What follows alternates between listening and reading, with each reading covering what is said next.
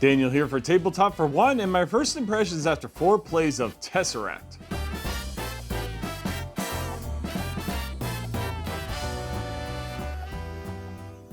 And I thank you for joining me today. Now, Tesseract is a crisis management game designed by James Firnhaber and published by Smirk and Dagger games.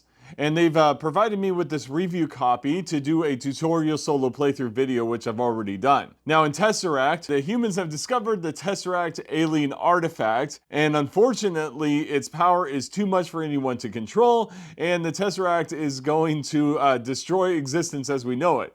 And so scientists and researchers have gathered together to try and contain the power of the Tesseract to prevent the calamity. Now in the solo mode, you're going to be playing with 2 characters as you try and contain the power of the Tesseract. Now the core of Tesseract is this dice drafting game. You see, you build this Tesseract, this tower of cubes that are 4x4x4. These are dice that have 1 through 6 pips on them, but they have these special designs that look really cool. But throughout the game, you're going to be drafting them from the cube and adding them to your lab, manipulating the numbers, and trying to contain each number. Now, the goal of the game is to contain 1 of each number in each color. So you have to get 24 total cubes contained into the containment area. Meanwhile, the Tesseract is slowly but surely bursting and causing breaches. And if you allow too many breaches, then you lose the game. Also, if you don't contain all 24 cubes before the Tesseract runs out,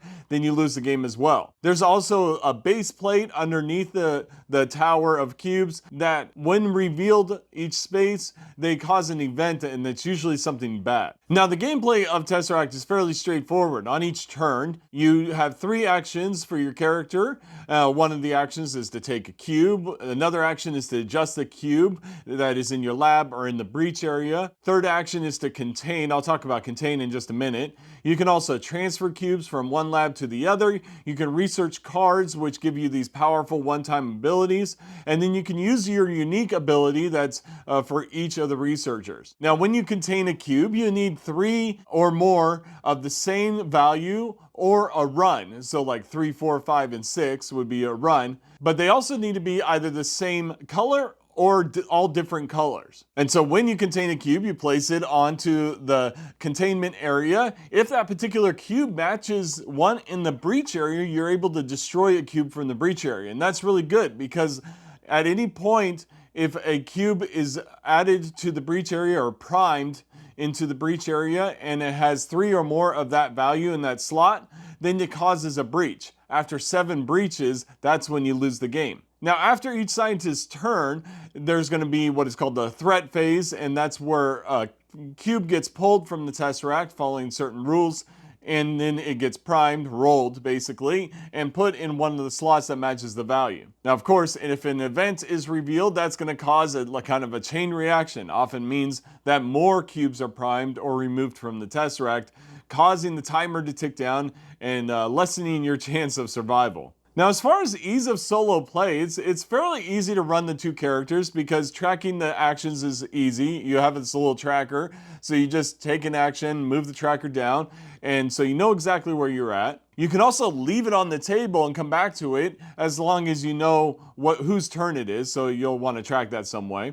The setup is fairly simple. It's actually not too hard to set up. It's a matter of choosing your scientists, randomly drawing them. That's the best way. Choosing your difficulty level. There are 4 difficulty levels with 2 setups for each one. And basically, it's the base plate that changes. And so you just pick one of those that matches the difficulty level you want. Then you build the tower, and that's really just randomly dumping the cubes into this little square holder so you can line up the cubes right.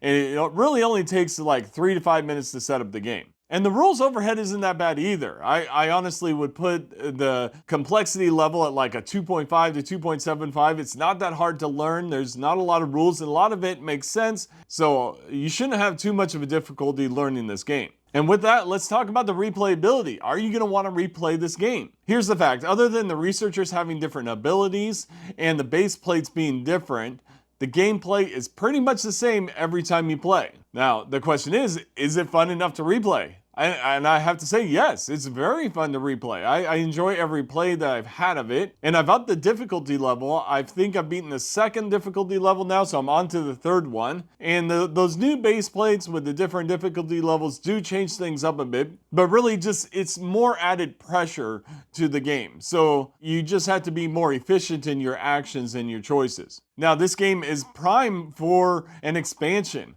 I think an expansion that changes the containment area, so you're not constantly going for the 1 through 6, but maybe changing a way to where you have to follow like a specific path of containment rather than just a freeform containment. I think that would be a great way to expand the game. Also, maybe to have multicolored dice, that would be kind of cool. And of course, specific scenarios that change the rules of the game or maybe change how the threat works. In fact, what would be nice is even if some of the events were more random, like out of a deck of cards, so that you don't know exactly what those events are going to do, so you can't exactly plan for it. So I think those would be some great ways to change the game. So I do think there needs to be some added replayability or variability to the game, and maybe they already have that plan. And so overall, I have very much enjoyed this game. It is a very unique game, and I'm happy to have it in my collection.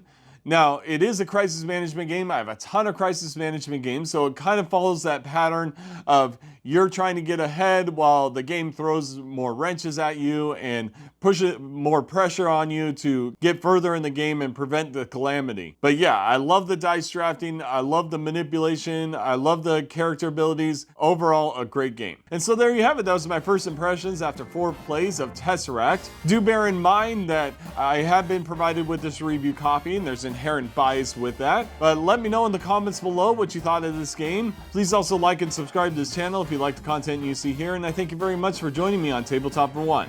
Have a great night.